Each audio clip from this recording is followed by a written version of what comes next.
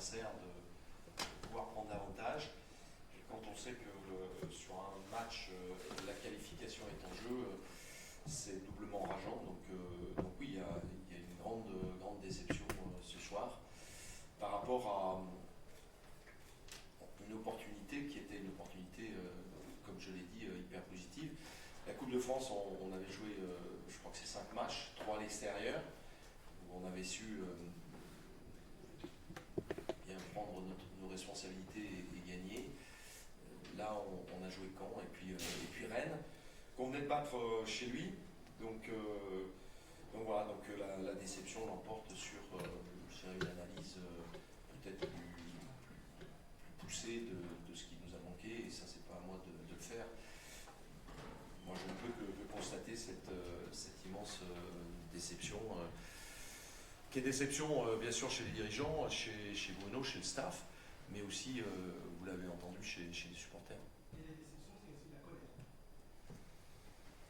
Vous savez, la colère n'apporte rien quand on a à manager. Quand on a à manager, on a à prendre les décisions à froid.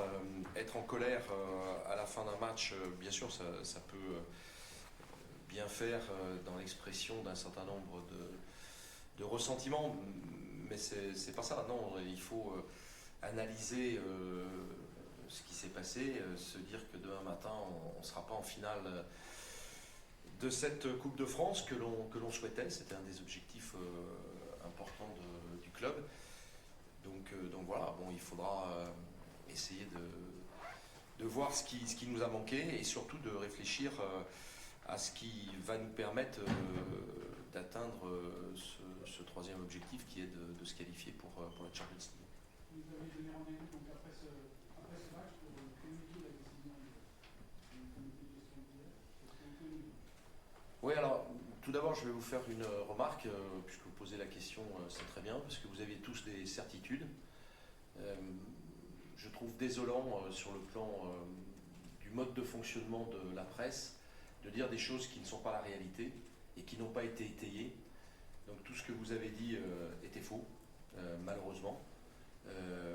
Malheureusement pour Bruno, malheureusement pour le club.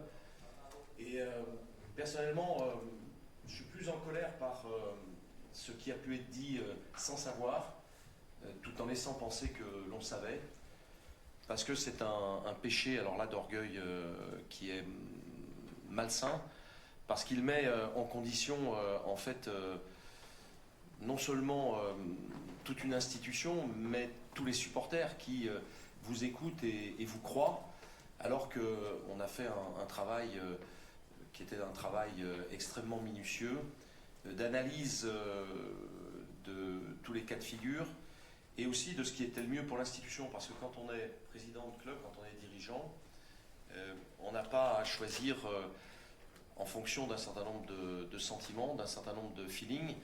On a à analyser ce qui permet au club, sur 10 ans, sur 20 ans, sur 30 ans, d'être le premier club français, et de savoir si, en fonction des décisions qu'on va prendre, on va faire plutôt du bien ou plutôt du mal à l'institution.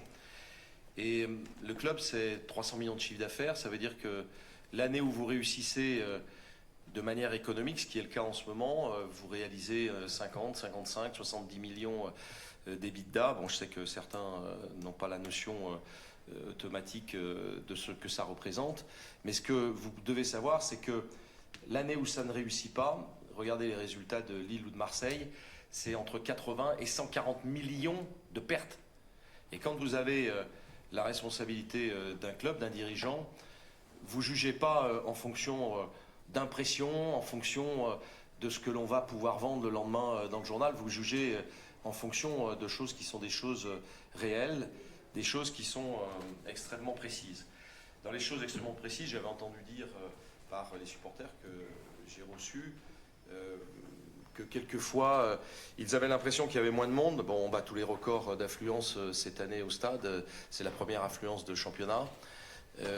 Quand on regarde la qualité offensive de l'équipe, on se rend compte que c'est l'équipe qui tire le plus au but du championnat devant Paris Saint-Germain. Donc, ce qui veut dire que les impressions qu'il n'y aurait pas de fond de jeu ou qu'il n'y aurait pas ci, qu'il n'y aurait pas ça, sont comme ce que vous avez quelquefois évoqué, c'est-à-dire des chimères qui ne sont pas vérifiées. Donc on a fait un travail extrêmement important. J'avais rencontré Bruno pour préparer cette décision, et on avait convenu que si nous allions en finale de la Coupe de France, ce qui n'est plus le cas, et si nous étions sur le podium, il y aurait une prolongation de contrat que nous avions discuté de 2 ans, non pas 2 ans plus 1, bon, comme ça a été dit, je ne sais pas pourquoi, je ne sais pas d'où ça vient. Bon, soit il y a des manières de fonctionner qui ne sont pas celles que j'apprécie, ou alors c'est un jeu, mais un jeu malsain. Donc il y avait cette reconduction, et moi j'étais heureux de proposer à Bruno, parce que je considère qu'il fait du très bon travail.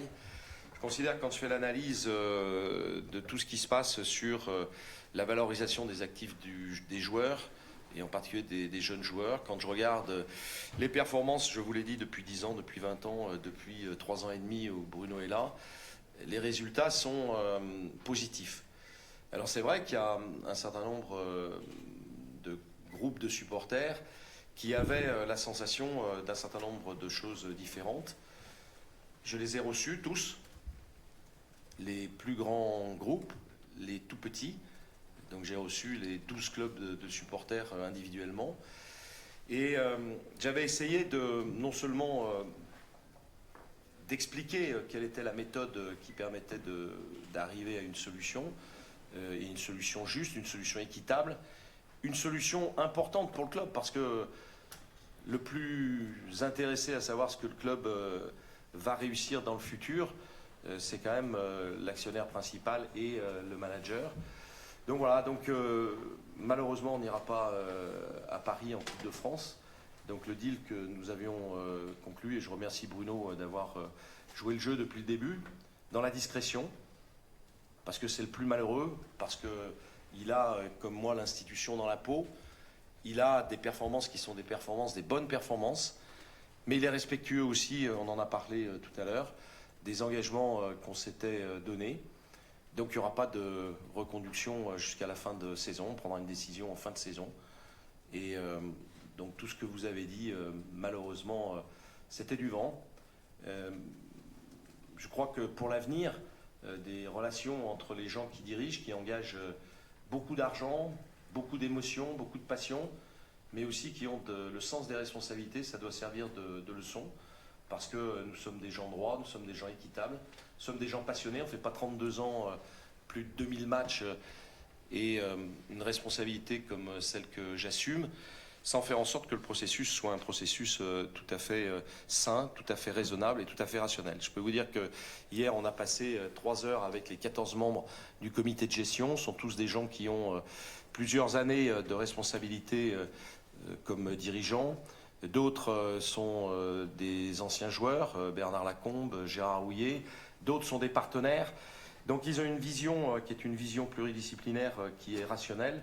Et à l'unanimité, ils avaient confirmé ce que je leur avais proposé, c'est-à-dire ce deal. On va en finale de la Coupe de France et on est sur le podium. Et à ce moment-là, il y a une reconduction automatique à laquelle j'aspirais du contrat de Bruno. On en avait discuté de 2 ans. Les choses ne se sont pas passées comme on l'espérait. Donc voilà, donc on va rester en l'état. Bon, je pense que vous ferez votre autocritique pour ceux qui sont trompés en pensant dire aux autres la vérité. C'était faux, c'était une erreur. Voilà, moi je suis catastrophé non seulement de la performance de nos joueurs ce soir, parce que c'est une grande tristesse quand on est président depuis 32 ans d'une institution aussi appréciée que l'Olympique Lyonnais partout en Europe, mais je suis triste aussi de ne pas pouvoir vous annoncer ce qu'on avait prévu d'annoncer, c'est-à-dire le fait que Bruno pourrait re-signer 2 ans de manière automatique quand il le souhaiterait.